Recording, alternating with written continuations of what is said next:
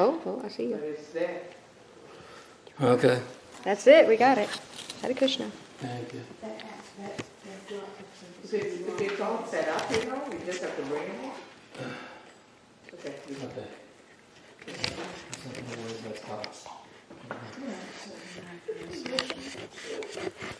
Okay.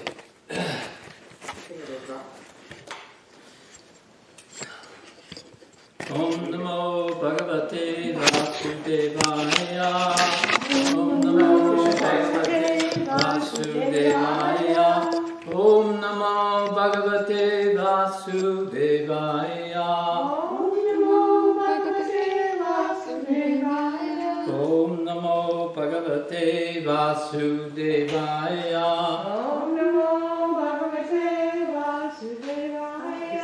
Narayanam Namaskritya Naram Chaiva Narottamam Devim Saraswatim Vyasam Tato Jayam Udiriye. Before reciting Srimad Bhagavatam, which is our very means of conquest, we should first offer our respectful obeisances to the Supreme Personality of Godhead, Lord Narayan, to Narayana Rishi, the supremmost human being, Mother Saraswati, the goddess of learning, Srila Vyasadeva, the author, and to Srila Prabhupada, our spiritual master. Nama Om Vishnu Padaya Krishna Prasthaya Bhutale, Srimati Bhakti Vedanta Swami Iti Namane, Namaste Saraswati Deve, Gauravani Pacharine, Vivasesha Sunyavadi Pasnyata. So we're reading from Canto 2, Chapter 6, and text 24 has no purport. So we'll do the Sanskrit, the verse, and then I'll go to the next one, 25. So first is Teshu Yagnasha Pashava Teshu Yagnasha. Let me do that again. Teshu Yagnasha Pashava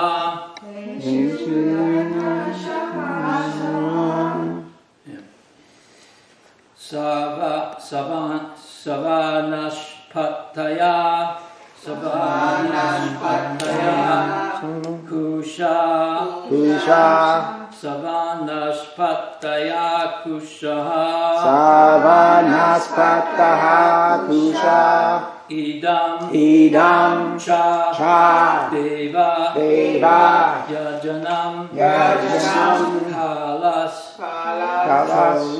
Koru Gunam. Is it it's one word? Gunanvita Teshu Yagnasha Pasuva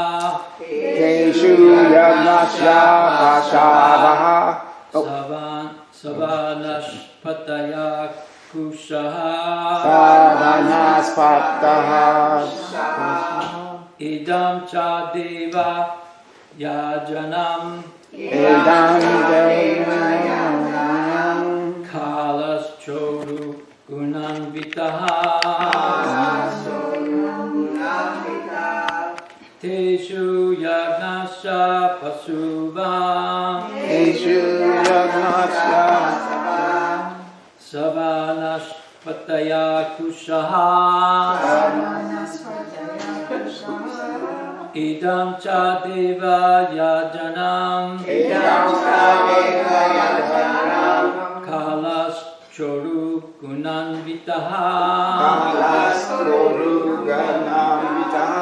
Teshu Yagnasha Pasuva Savanashpataya Kushaha Idam cha Deva Yajanam Kalas Choru Gunanvitaha. Someone else? Teshu Yagnasha Pasava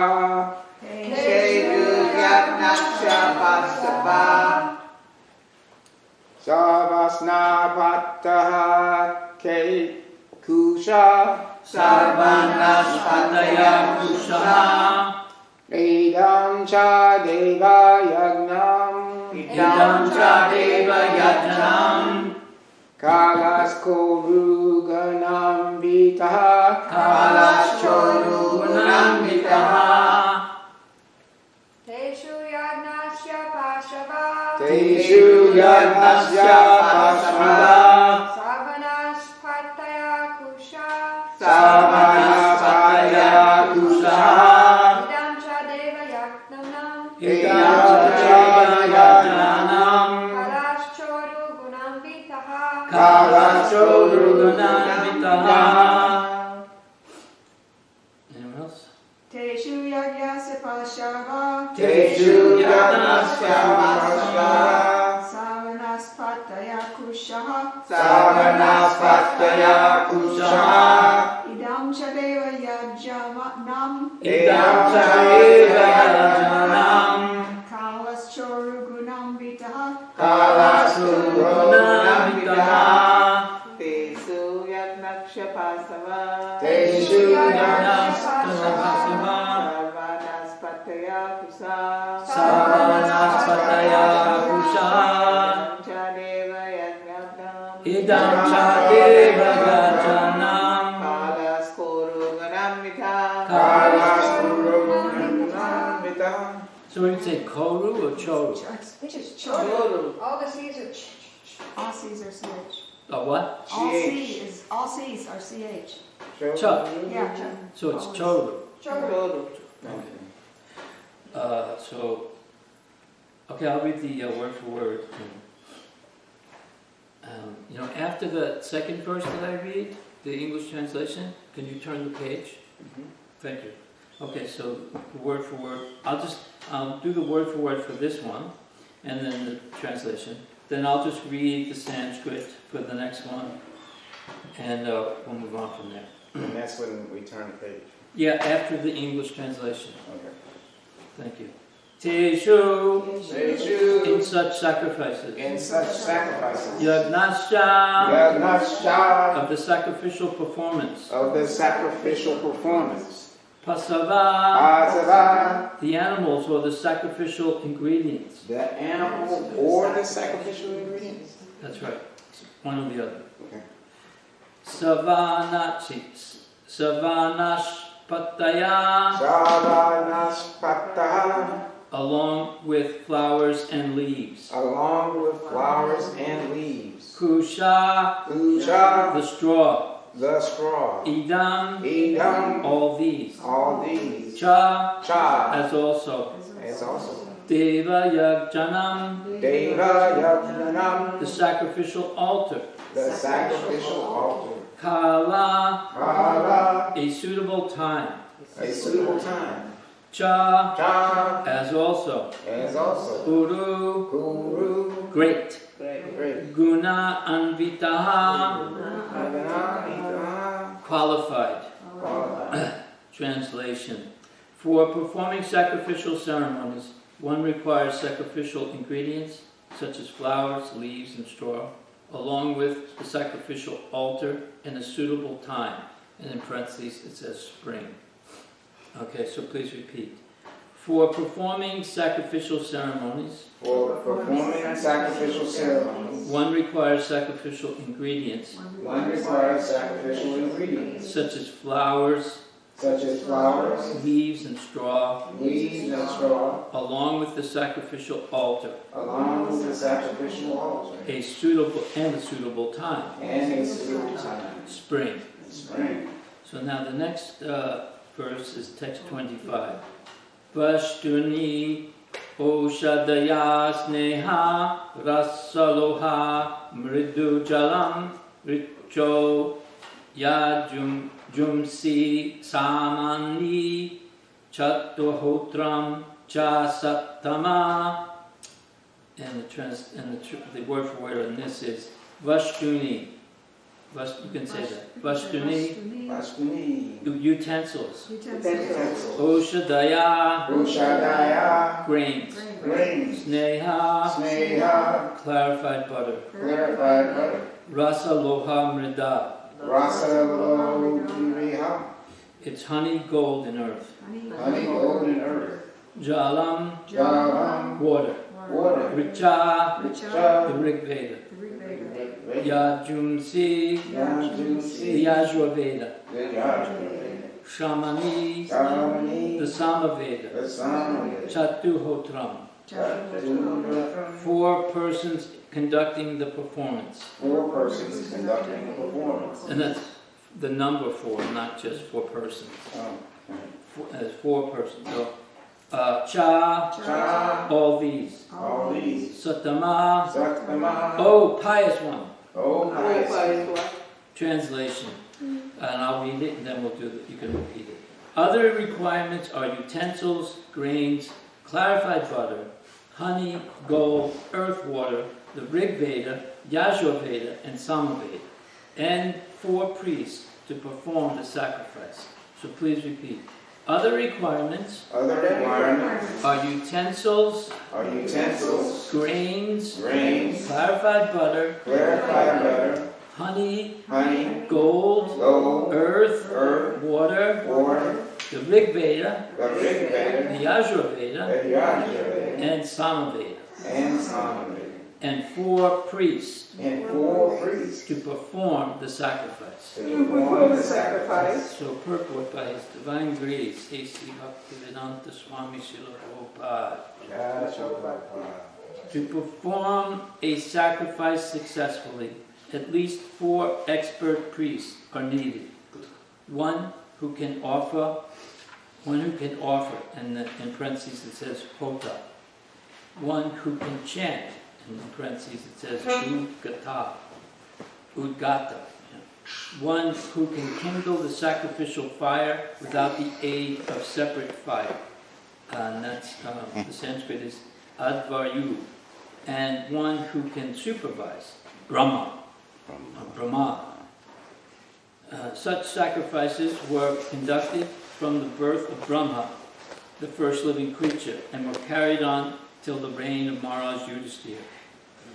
But such expert Brahmana priests are very rare in this age of corruption and quarrel, and therefore, in the present age, only the yajna of chanting the holy name of the Lord is recommended. The scriptures enjoin Harinama, Harinama, Harinama eva eva. Hello, Nasteva, Nasteva, Nasteva, Gatiranyata. We used to sing it actually on the street. The melody was Harinama, Harinama, Harinama eva eva. Hello, Nasteva, Nasteva, Nasteva, Gatiranyata. Like that. Chant Hare Krishna. So, Om Gyantamirandasya Yananjana Salakaya Tatsurum Militam Jaina Tasmai Shri Gurave Namaha. So, there's, in this, universal creation, there's this 4 yugas, Satya, Treta, Dwapar, and Kali. And actually, in this particular kalpa, and I don't know if it's for the whole day of Brahma, this particular day, but in this particular kalpa, Treta and Dwapara have switched places. Dwapara is the 2nd age normally, and Treta is the 3rd age. And each age has a recommended process for sacrifice and for attaining, spiritual success, as well as other byproducts such as the production of grains and fruits, and the sacrifices are all meant for pleasing the Supreme Personality of Godhead, Vishnu. Although in some cases, like when Krishna was a young boy, his village, under the supervision of his father, were preparing to worship Lord Indra, and he was like very astutely, Krishna was asking, why are you doing this sacrifice to Indra? And then he explained, well, we're Vaishyas and we need rains for grains. And we need that to protect our livestock and our other produce. And so we need to make an offering to Lord Indra. And he said, no, you don't have to do that. It's the land of Govardhan. Ultimately, he's saying to Krishna, because Govardhan Hill and Krishna, he reveals later, they're non-different. He wanted to emphasize that all sacrifices are actually meant, Yogyavai Vishnu, they're all meant for pleasing Vishnu. We can discuss those things later on. The one thing that I was thinking about this morning, when I read this, it said that there were 4 priests, and they all had to be qualified. And each one had a role to play. And I remember, because in this age we have the Sankirtan Yoga. And so when we were back in the 70s, the emphasis was on book distribution, so there was a kind of, sometimes a tension between the people that were actually on the front lines and those who were back at the temple, taking care of the deities and cleaning the temple and cooking the prasadam. Prabhu always used to give the example of, there was a motto for the train company, the train, that the hope is to keep the wheels turning. So that may mean the mechanics, it may mean the people take care of the tracks, the people that are actually driving it, all of these things, the office work, so on and so forth. So the management of the money, the treasury, it all is for the same purpose, just like the example of we feed the stomach. By feeding the stomach, the legs, the arms, and the head are all taken care of. Or we water the root of a tree. And then by watering the root of the tree, then the leaves, the fruits, the flowers are all benefited. So there's a pastime from the Chaitanya Charitamrita. I just thought of it this morning. I can't remember in what, whether it's in the Madhya Lila, or Adi Lila, or Anja Lila. I don't remember exactly where it is in the Chaitanya Charitamrita, but it's a nice pastime that I would rely upon in those days to help people understand the significance of that everything is important. And Lord Chaitanya, there was these 3 devotees. One of them, I believe, was a doctor, and another one was studied scripture, and the other one was expert priest, taking care of the deities. And so he organized it that, they had like a temple or some kind of program. He said, one of you should be the one who goes out and makes the Lakshmi to bring back to support the worship of the deities. You take care of the deities, and the other devotee was to take care of the study of Shastra and the preaching. And in this way, Lord Chaitanya said that they're all equal, and all of their roles have an important part to play in this particular performance of the Sankirtan Yaga. So, in a community like this, you can expand it much further. You have people taking care of the cows. You have people who are going to do the gardening. You have people that are taking care of the kitchen, and then the people that are cleaning, the people that are on the altar dressing the deities, the people that clean the temple room, the outreach programs, and we have a Harinam program going on Saturdays and things like that. All of these things, and now we also have to have an internet expert or a computer expert, and so all of these things are equally important. A handyman to take care of the things that break down.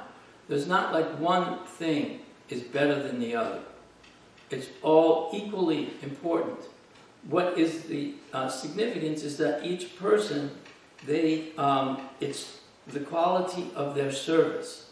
In other words, is their service being performed with loving devotion? But in this way we can see that everyone is equally working together. I heard someone say, oh, anyone can flail some incense in the air, but it's a real, you have to be out there doing whatever service it was he thought they needed to be doing. So, but actually, we should see and have respect for everyone's service because it's all significant, it's all important. Prabhupada said the deity worship is very important.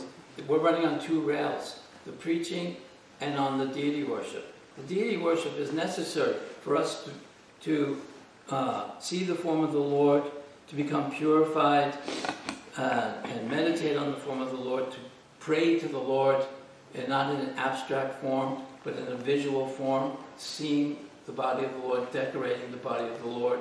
And when we're outside, in the material world, we see so many other images that can pollute the mind. This is in the 4 ages, Satya, Treta, Dwapar, and Kali. Of the 4, Kali is bad.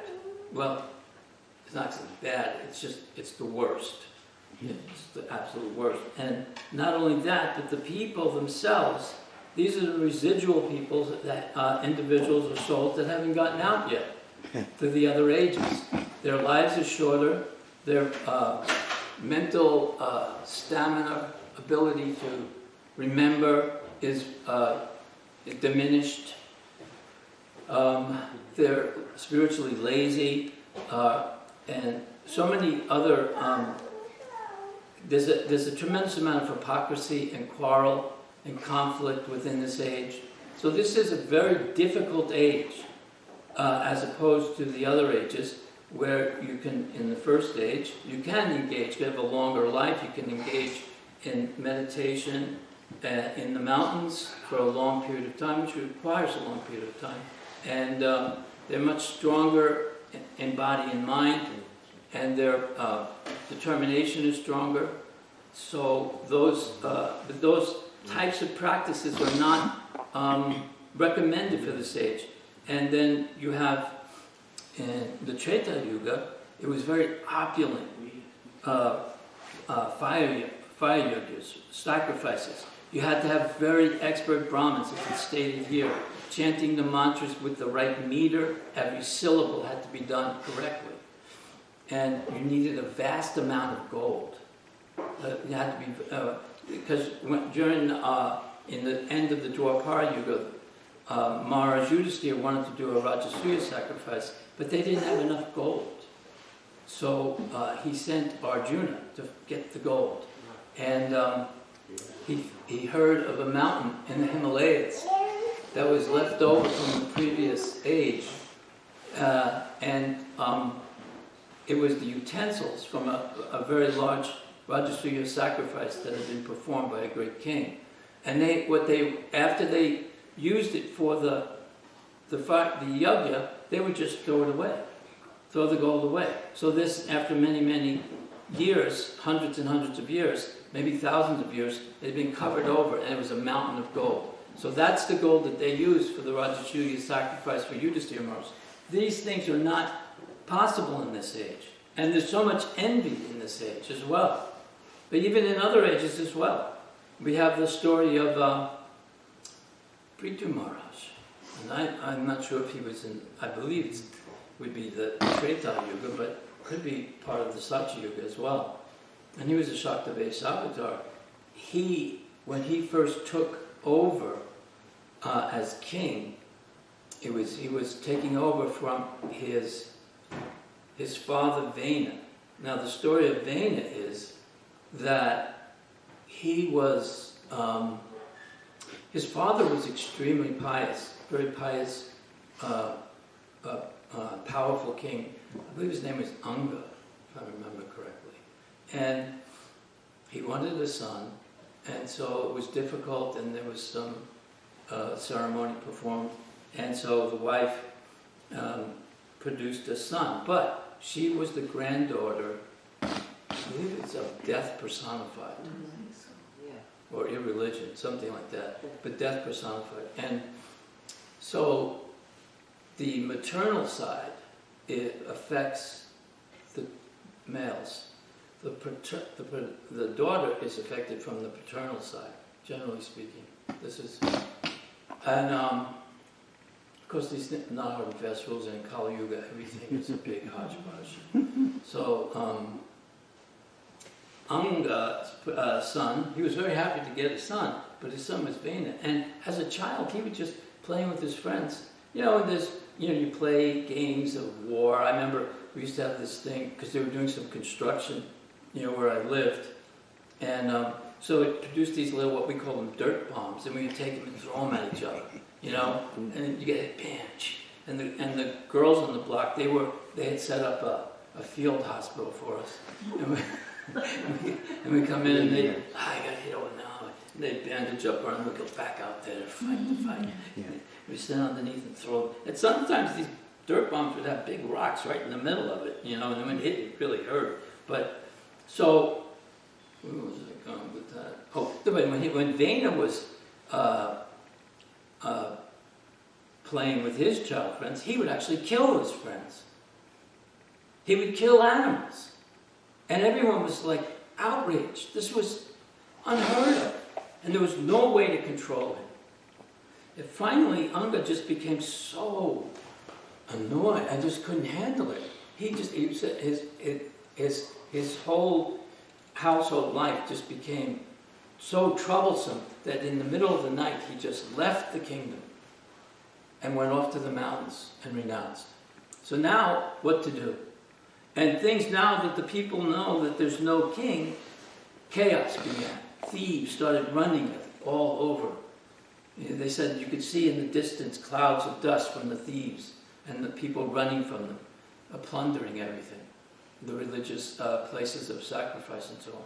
So the king did have a son, and it was Vena, and they knew he was very, very irreligious, but you know, I think they something to the effect like a blind uncle is better than no uncle at all, or something like that. So they put him in charge.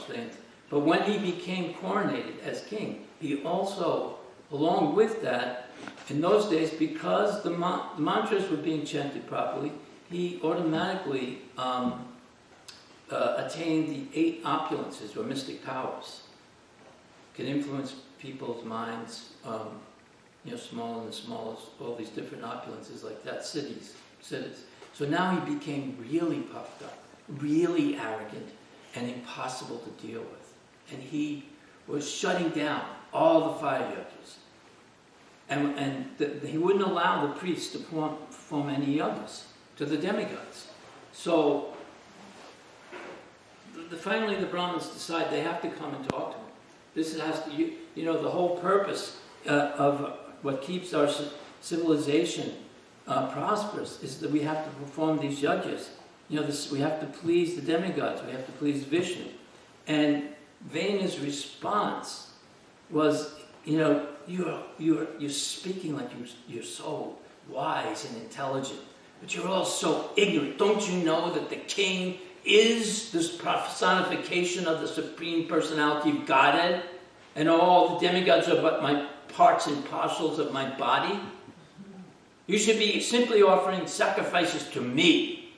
And they're listening to this, and he's going on blaspheming in this way. They can't.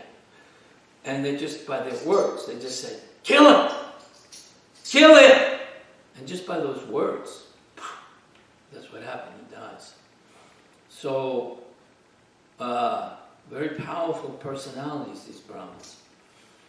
We don't have that in this age. But, well, again, in any case, so, you know, the story goes then that they know the art of creating through mantras and a certain procedure. They're able to extract the good qualities out of Vena's body from his father's side, and then Prithu Maharaj, a Shartavesh avatar, and Archie, his wife, his consort, who is a plenary portion of the goddess of fortune. They appear out of the legs, out of the arms of Vena. And then he, at that point, the planet is, people are starving because Mother Bhumi has stopped providing sufficient food grains. And so his first duty is to go after her and find out what's going on. That's another whole long story for another day. So, but that's all resolved, and then he starts to perform an Ashvamedha sacrifice. In an Ashvamedha sacrifice, now, we hear about animal sacrifices. It's there in the Old Testament. But it's different. An Ashvamedha sacrifice is not the same as the sacrifices for flesh eaters. In the Old Testament, you can read this. The altar has to be built at a certain direction. It has to be so many cubits by so many cubits. The priest has to be, have these qualities and know these prayers. All the different proper paraphernalia has to be and the animal has to be spotless. There can't be anything wrong with the animal. Only certain animals can be offered. And in this way, you can offer animals for those people that are desirous of eating the flesh.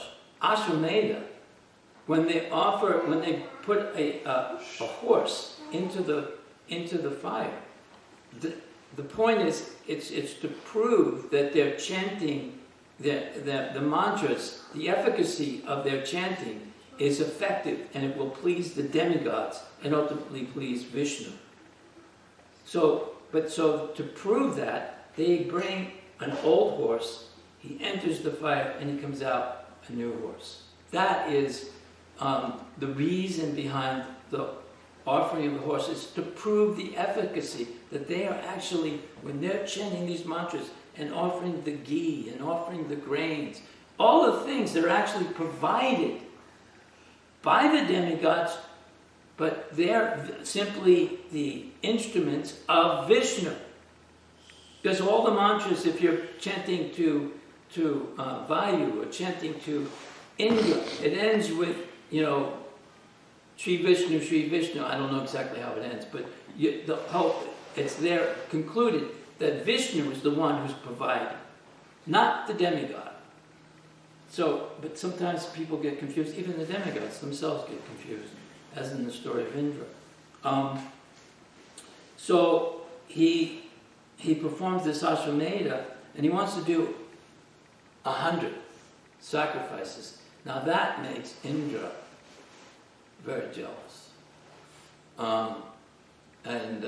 Because he thinks that he will attain more, he'll be more popular, he'll be more renowned, he'll have more pious credits, he'll be able to occupy the post of heaven. This isn't the goal for Prithu. The Prithu is a Shaktave Sarvata. He's trying to supply for his citizens, not to overcome Indra. But this is like if you even think about it, when we were in this, Prabhupada used to say, competition is a good thing, but it must be transcendental competition. Can you describe what is the difference between material competition and transcendental competition? Can someone say?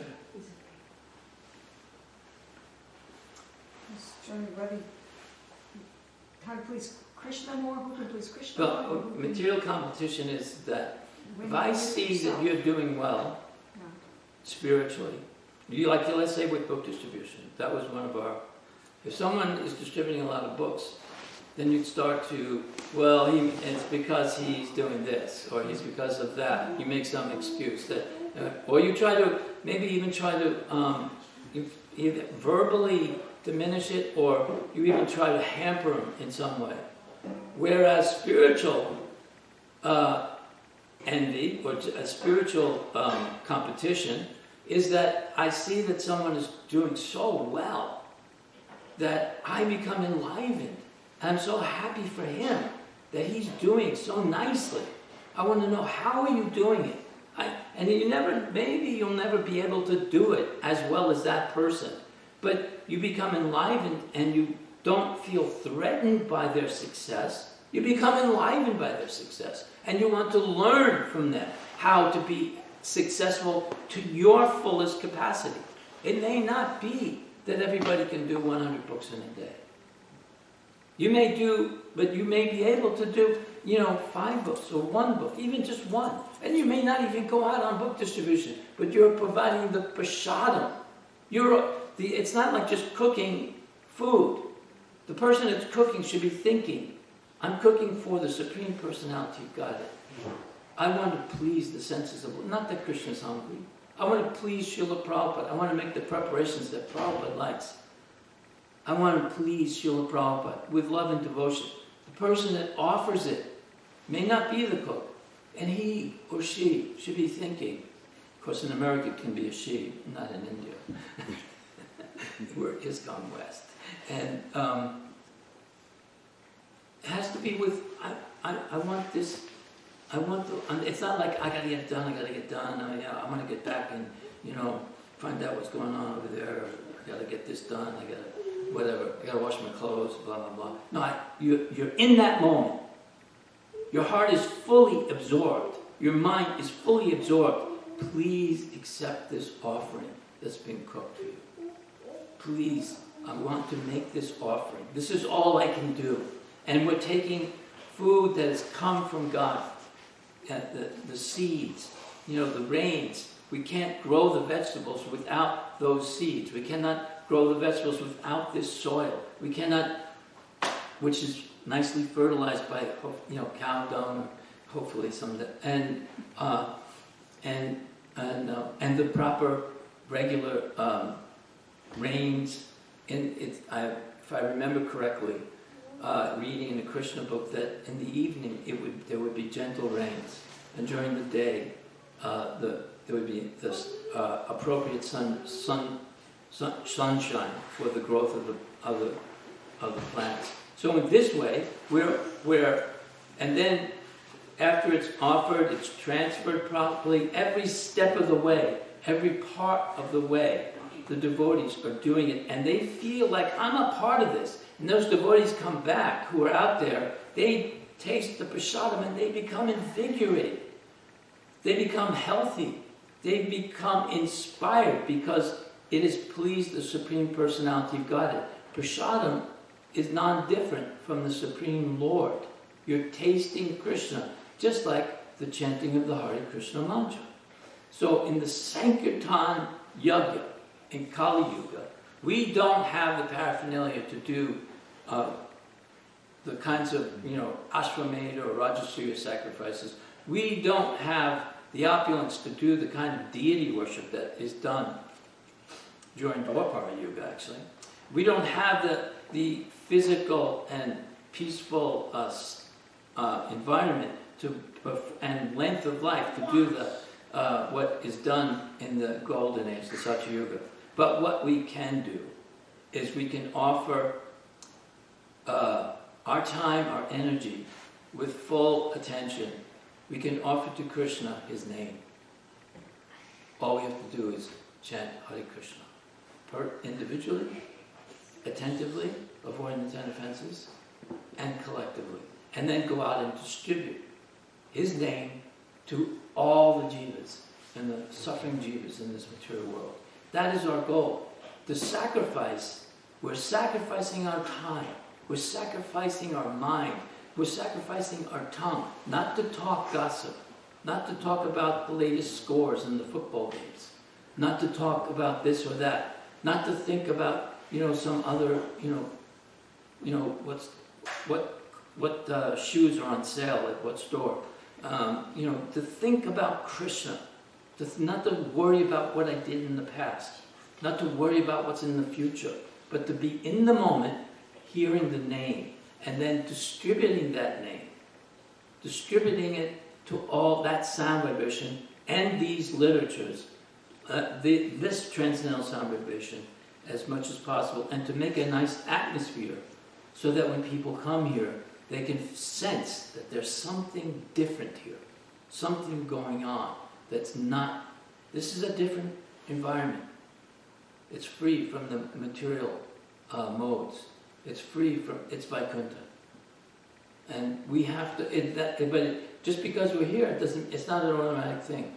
It's about your intention. It's not mechanical. I just sit down and go, Hare Krishna, Hare Krishna. You have to really understand why you're doing it, and you really have to want to do it. And in a humble state of mind. And hopefully we can become empowered to attract other people and affect their lives so that they will end their cycle of birth and death. It won't be, it's not a selfish thing. This is our sacrifice, is the Sankirtan sacrifice, working together in a cooperative spirit. So does anyone have anything they'd like to add, or? Yes? Idam Krishna, idam Nama. That was the what we're looking for. The what? This is for Vishnu, this is not for me. Idam Krishna, idam Nama. Say, can you say it again? You do the fire sacrifice. Yes. You say that. Yeah, but so what is it exactly you say? Idam Krishnaya, idam Nama. Idam Krishnaya. Yes. It's for Krishna, it's not for me. That's for Krishna, not for me. Or for or for Indra, or Vayu, or whoever. That, yeah, like that. But I think this pastime of Lord Chaitanya's, and I don't remember where it is in the Chaitanya Charitamrita, but I used to rely on it heavily back in the 70s and the 80s, when there was so much tension between the Sankirtan devotees and the temple devotees, or the farm devotees. So here's Lord Chaitanya saying, you go out, you make the money. You stay back and make sure the deities are nicely worshipped and taken care of. And then you study the scriptures and you preach to the others and to anyone who comes. And this way, you can all equally share in the results. Yes? There's a name for those devotees that stay and those devotees that go. Do you remember? It's a Sanskrit I name. don't think that applies the same. Well, you mean like a Bhajanananda? Oh, it doesn't apply on this. I don't, not in that particular case, no. Okay. Because here it mentions, in the purport, that's why it just clicked this morning when I was reading it, that it said there's 4 priests, and one of them is doing the chanting of the mantra. One is able to chant a mantra that ignites the fire without any matches or rubbing sticks together, just sound vibration. Mm-hmm. And then another one is the supervisor, and I forget what the other one was doing. One checks on That was accuracy. yeah, he was chanting. That's the supervisor. I see. 4 expert priests, and they're called Hota, and he makes the offering. And then the next one, Udgata, he does the chanting. And then the one who kindles the sacrificial fire without the aid of separate fire, he's Advaryu.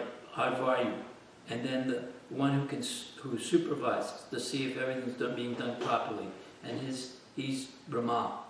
So in that way, that's the success of the sacrifice. So similarly, Lord Chaitanya, in one of his pastimes, said, here, you go out, you are making the Lakshmi. I believe he was a doctor, if I'm not mistaken, in the pastime, but I could be mistaken. And then you're expert in studying Shastra and explaining it.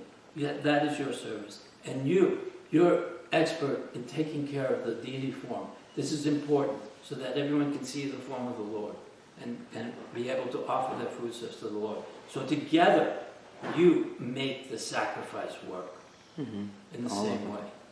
Yes. I don't know who was first. Is it ladies first? So of I was course. going to respond to him. Who else had a hand up? He did? He did, yeah. Oh.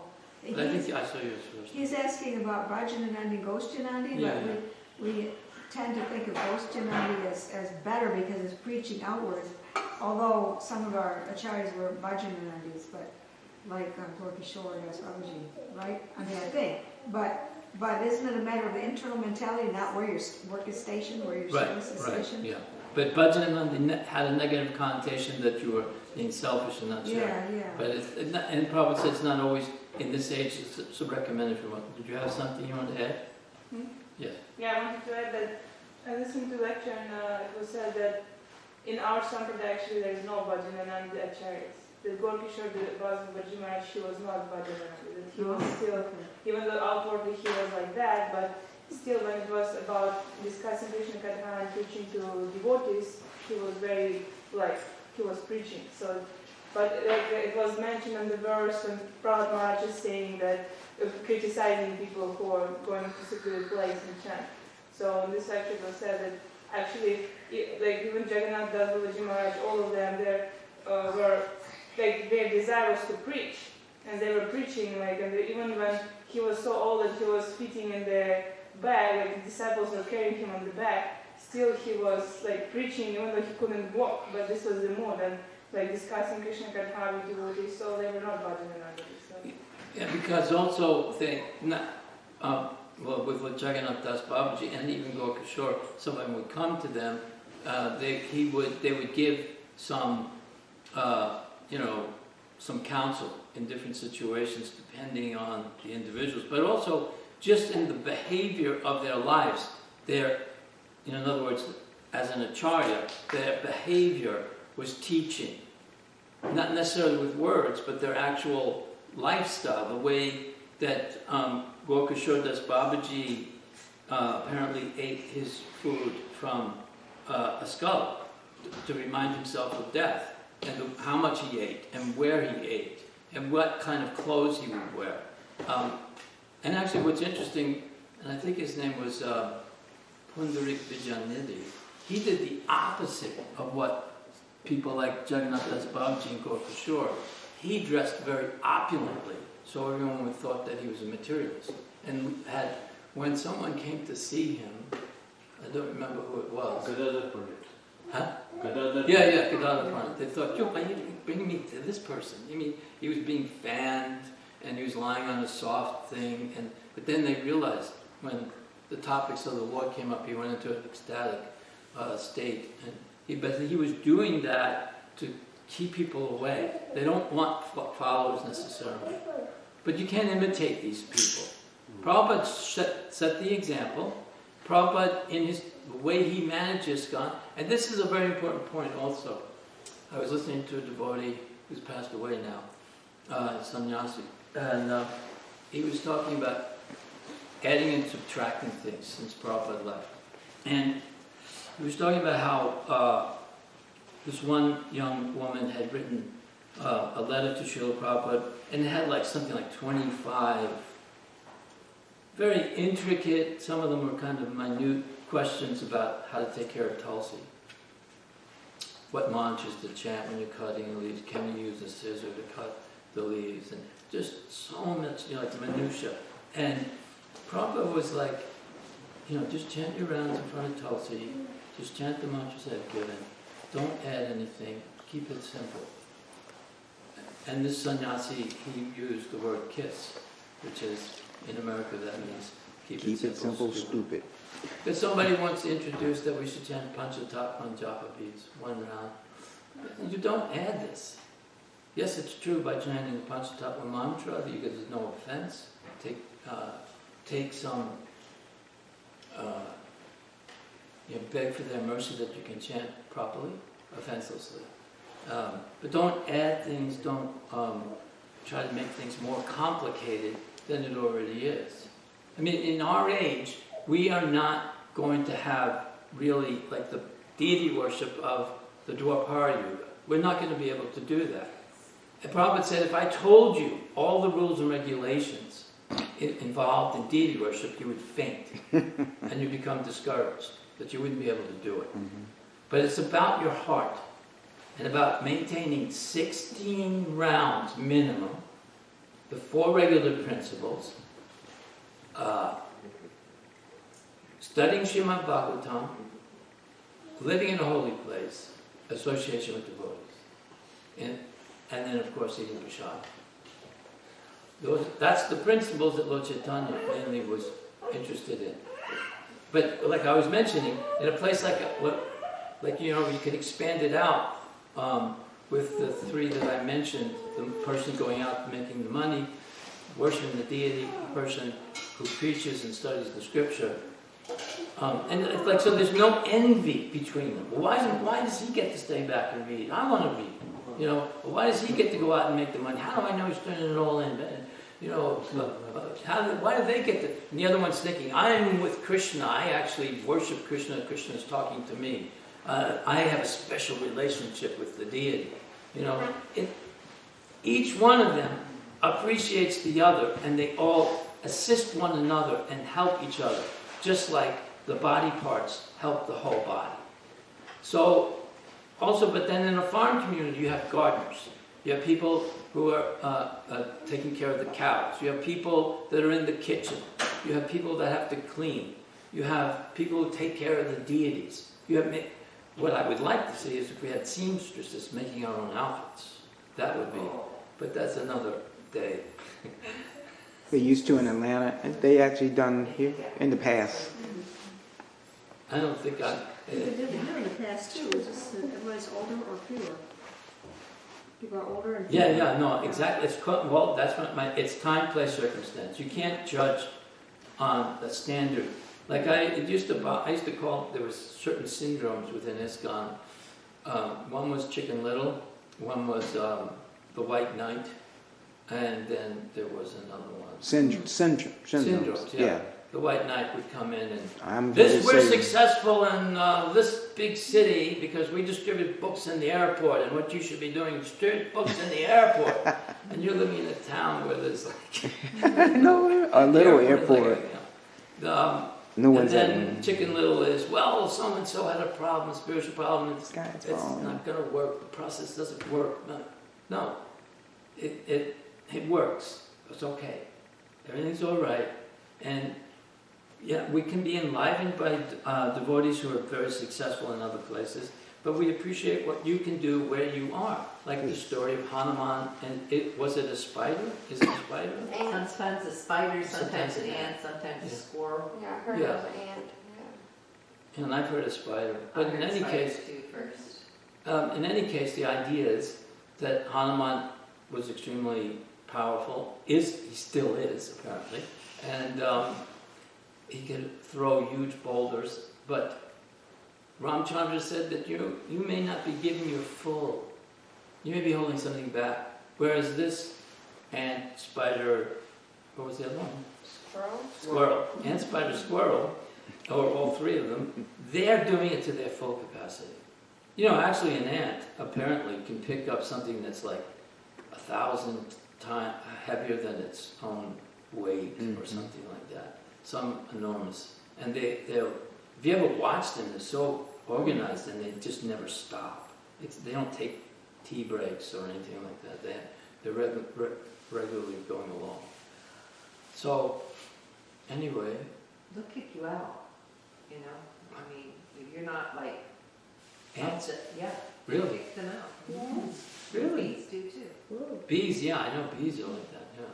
And that's another thing with bees, is that they're never disappointed if they go to a flower and there's no pollen. Like when you're on book distribution, that's one of the things is that, your false ego gets crushed after a while. Everybody's rejecting you. I'm not. But you just keep moving, and eventually you find the pollen.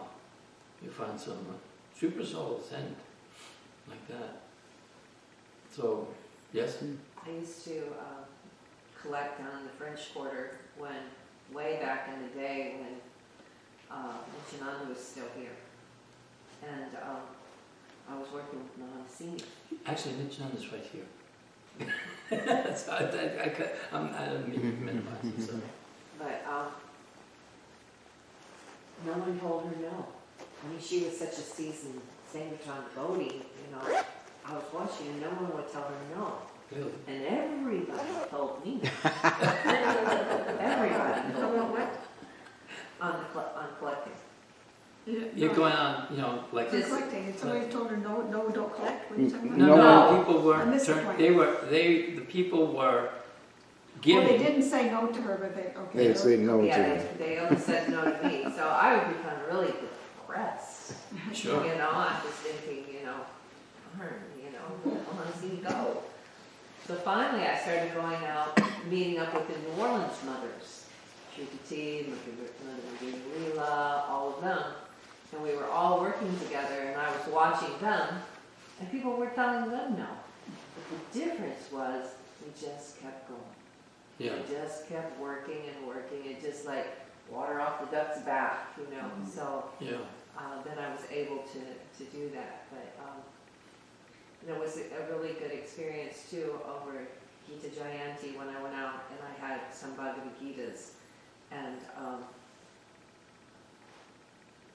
people I approached, some of them said no.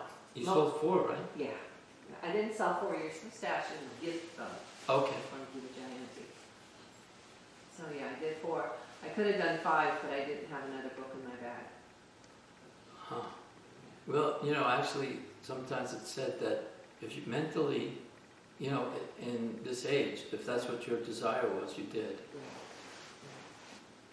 Whereas if you are mentally thinking of some nonsense, you don't get Yeah. that result. So, This but is you so got the kind. result. Oh, you- Huh? You're just so kind. Yeah, exactly. Well, because in this age, it's such a corrupt age, and it's in the air. You know, you can't, you know, how do you avoid it? You know, you're just like trying to avoid mud in, you know, a muddy river. You're going to get muddy. But there's a cleansing process, and that's the chanting of the Hare Krishna mantra. So we're very fortunate. All we have to do is sacrifice Krishna's name. We offer Krishna's name to Krishna. Like you were saying yesterday, everything that we're offering is the universal form. You know, whatever we offer, whether it's ghee or, you know, bananas and fruits, it's all Krishna. Like offering Ganges to the river Ganges. But it's accepted. Like that. It's by the heart. So, yes, wow, that amazing. She's definitely prepared for the cold. It's really cold at 3:30 this morning. Yeah, I know. Especially it was wet. Yeah. Did you have some? I'm just going to share that years ago I was on the Sankirtan team. It was sticker Sankirtan. I was trying to bring books and stuff, but I really had to exert. I had to put a lot of energy into pushing forth my personality, and I would try to smile till my face hurt. You know, I had to really do that energy, but I thought this was the real thing. This was the Goshanandi. We're supposed to be like that. That temple devotee was a Bhajananandi. I had that idea. And it didn't matter if people said that that's preaching also, but I just didn't really believe it yet. And but now enough time has passed that I understand, number one, I am sort of introverted. I don't have a whole lot of external personality to catch people's attention with. And it's sort of not natural for me to try so hard. And the deity worship is not different. And so now I'm more peaceful. Right. And it's more natural for me to do some more introverted things. You know, it just works better for me. I'm peaceful about it. But before, I got that idea of the dichotomy that you have to go out and that's Goshanandi, that's better.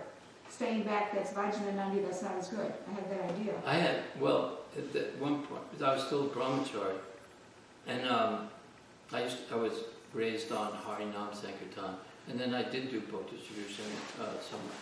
But then when we installed Gauri Thai in Atlanta, I was doing most of the Pujari work. I don't know if we had titles in those days, but I did. And then so in the evening, when I finished dealing with, you know, Gauri Thai, I think I did the last article with them, I can't remember. But then I would take a case of Bhagavad Gitas. They had just come in with this cover, you know, this one here. And then I'd take one case, and I think I had about 12 books in the case, and walk to the corner. We were over on 13th Street. It was between West Peachtree and Peachtree. So I'd go up to West Peachtree, take a bus down to the old underground Atlanta, not the new one. And I'd stay there till I do a case. Wow. How late at night? You know, I didn't. I can't remember exactly. You just kind of blew a hole in my whole sharing there. What? That's what he did. In my sharing. You sure? No. No, it was different. It's not good enough that I'm a Pujari because I should go out at night and distribute books too. No. You can. Well, I mean, that was my way of dealing with it, but I didn't do it. You know, I'm not doing it now. So I mean, but that was I know this. I wasn't trying to blow a hole in anything. Oh, no, it wasn't good enough after all. No, not. You're still here. Yeah. Well, also I heard that you dovetail. You know, if you like that. And the thing was is that it was. Well, I have to say that I had an advantage, and the advantage was this was around '73, and George Harrison had an album that had come out with that painting in the album. It was called Living in the Material World. So you showed, and he was very popular, and you showed people that book with that cover, and they immediately thought George Harrison. Oh. So I would talk Wouldn't about, take you that long then. huh? Wouldn't take you that long. It went, so I had a bit harder, and it depends on what, sometimes it was easy, and sometimes it was a struggle. Because But you said you finished about 10, then you went out and distributed a case of books. Did you also go to... no, I didn't go out. I left it probably, I left the temple maybe 7 or 7:30. Well, you said you did the last arti, then you went out. I thought, my Yeah, gosh. well, the schedule must have been different. I don't remember. I okay. can't remember. This was I'm talking about almost 50 years ago. It's about 47 years ago. So I don't remember all the specifics. I just remember that, I'd carry them to the Mhm. bus stop, and then because that was that energy in the temple, Yeah. So you wanted to feel that you could do it. Mhm. But I to do that now and talk about George Harrison, a lot of people may not even know what you're talking about. So, George anymore. huh? They don't know George anymore. Not the same, So I had an advantage in that way. Mhm. So, Also, you... but but then later I wasn't involved in as much book distribution. I was more involved in, managing the Sankirtan parties and so on. So, well, I guess I can't win. You just blew a hole in my story. You're You also made me quite- feel bad. You're So also quite thank you. extroverted, and you command attention a lot. which I can- So it works on either, for each person, it's like you said, time, place, circumstance, psychophysical. I mean, but this is the point I'm talking about. That we don't become I didn't say that to try to say, oh, you were inferior than me. I was just trying to say that's what how I would deal with that, and I don't think it would be as easy today and maybe for some people it would be. But then if you're thinking that, oh, he's better than me, that it should inspire you that, oh yes, I can. I should be inspired. I shouldn't have a negative emotion about it. I should feel inspired by it. This was the problem with Indra and Prithu. Indra became depressed when he saw that Prithu was going to perform 100 horse sacrifices. That depressed him to the point where he started breaking and setting an example for irregular religious principles. And it had to be stopped. And Prithu Maharaj wanted to chastise him, but Lord Brahma told him to stop. They actually, what the Brahmins were going to do, the priests, first, Prithu himself was going to, I think, shoot him with an arrow or something. Can't remember exactly. But the Brahmins said, no, you can't do it. But they knew mantras, and they were going to draw him in by their mantras and put him into the fire. And Brahma comes along and says, you cannot do that. Indra is like the Supreme Personality of Godhead. He's, in charge of the heavens. You cannot do that. So then, when Prithu surrenders and agrees to be forgiving and realizes what's happening here, then Lord Vishnu comes and blesses them both. Like that. So when you read, that was the thing, is that when the devotees saw each other's, either their like say one temple versus another, or one Sankirtan devotee.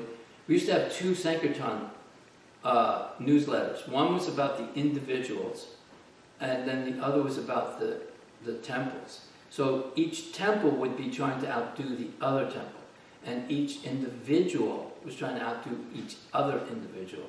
But sometimes it wasn't necessarily transcendental, because people would get disturbed, and they would try to give excuses why they were good and or blah blah blah. So, but Prabhupada said transcendental competition is, I see that my god brother, god sister has become, like when I see Vaisheshika and how much he's accomplished, and knowing him when I did in the 70s, I am so humbled by it, and it enlivens me so much.